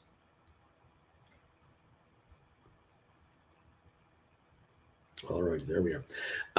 Credit Savage, slow and steady wins the race. There's no get-rich-quick scheme. Just patience. Third buyback since last Monday, too. I sold for 80 after earnings, and I bought back 45 cents. Credit Savage, it's the gift that keeps on giving. Flint Creek Soap Company, Airbnb next door, rents for over $500 a night. I live in the country. It's pretty, but $500? On Sunday, the renters cranked up a radio, so I decided it was a good time to run a chainsaw for 2 hours. Credit Savage of Wall Street. Uncle, you are right. I'm staying at the Waldorf, Waldorf Astoria, and breakfast is included because I have diamond status with Hilton. Room service in 5 minutes. I clean nothing. Leave a good tip, though, and I help the economy. Coyote Stain Gang got another one. Hey, D.H. Ruda, which of you got their 31-cent stink bid filled on the 11/11/27s? It hit, but I didn't get filled. Flint Creek bought my ATIP below $1 again. DHO on GameStop. Swiss Butter, number 208, thumbs up. Thank you, Matthew. So ATIP and GameStop are delisting soon, right? That's what's going on? Is that what you're saying? We're up 300 on the Dow, 20 on the S&P, 46 on NASDAQ for no good reason whatsoever. We have got a correction coming. Going to be ugly. We're up at 85 cents on ATIP. Tesla 187.06 down $10. Apple 138.54 down 38. GameStop down 41 to 25.35. Low of the day today 25.15. That was the low trade of the day, and we're 20 cents away from that. Not that far away. SoFi 509 down 9. HPQ is up 24 cents at the moment, holding a little gain here. HPQ 28.99. Rocket Lab 507 down 2. Moderna up 50 cents to 164.54. Amazon down 7 cents. ME at 289.5, down 3.5 cents. Netflix up 111. Matterport down 6 cents. Smart Rent down 3.5. Spire up a half a penny. Cyxtera up 11 to 242. AMC up 9. APE down 1/5 of a penny. BBBY Bath and Beyond $4.50, up 5.5 cents. Pfizer up 30 cents. Boeing up $2. Cisco up 51 cents right now. There's a brief, quick recap of what we have happening here, everybody. Thank you so much for joining me today. Another interesting day. Keep your eyes on rollover opportunities. Those of you who have written Tesla 230s, 220s. You may want to start looking at writing 210s, maybe 200s, maybe 195s on Tesla, bringing in more cash, buying back a call down here and writing another call here for a lower strike price, more money, bringing in cash into your account. Apple 138.69. If you've written 150s, 145s, somewhere in there, you may want to buy those back and now start writing 142s, 140s. Look at that. GameStop 25.34, 25.33. If you've written 28s and 29s and 30s, you want to look at buying those back and maybe writing 27s, 26 and a quarters, something along those lines. We could be going lower yet again. SoFi 510 a share. We've talked about SoFi strategies. Write 750 calls for January 2024, or write $10 calls for January 2025. Take all that cash they're handing you and load up on this stock down here at 510 a share and write more contracts. Write 750s on what you got, buy more stock, and write $10 contracts on those and do a two-step game here as you keep lowering your average cost. Let the option players do it for you. If you want to, it's up to you. Interesting times, never a dull moment. Down 68 cents on oil, $91.17. More selling coming in on oil. Okay.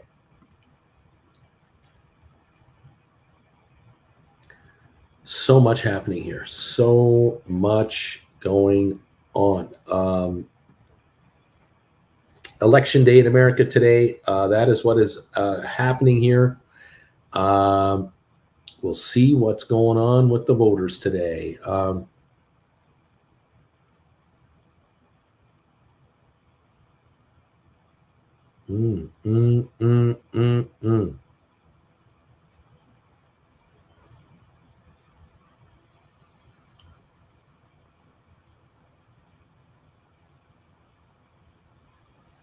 Looking at headlines right now in the Wall Street Journal.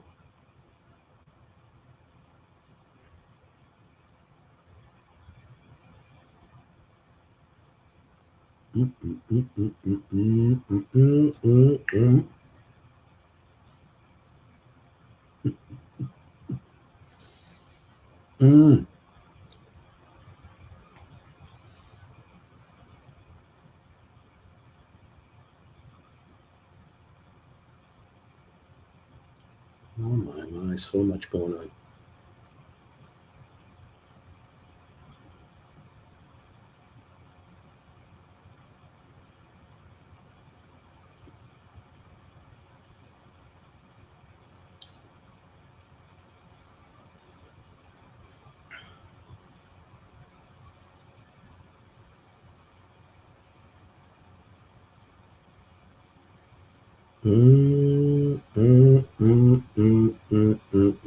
All kinds of economic uncertainty headlines everywhere. Yeah, interesting stuff. I find it amazing out there what's happening. Absolutely amazing. Zach, thank you for the 215 thumbs up. Thank you so much. Beautiful job, buddy. Beautiful stuff. 311 gain on the Dow here. 85 cent last trade on ATIP. Volume of 705,000 today. That's a higher volume than normal. Finally, the low 82.8 right now, 85 cents even at the moment.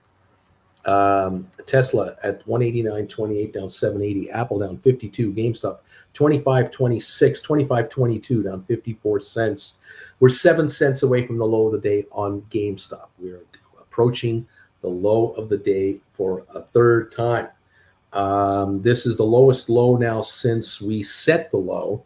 We're entering an area here where we might make another low of the day, another new low of the day, if this momentum keeps going the way it seems to be going.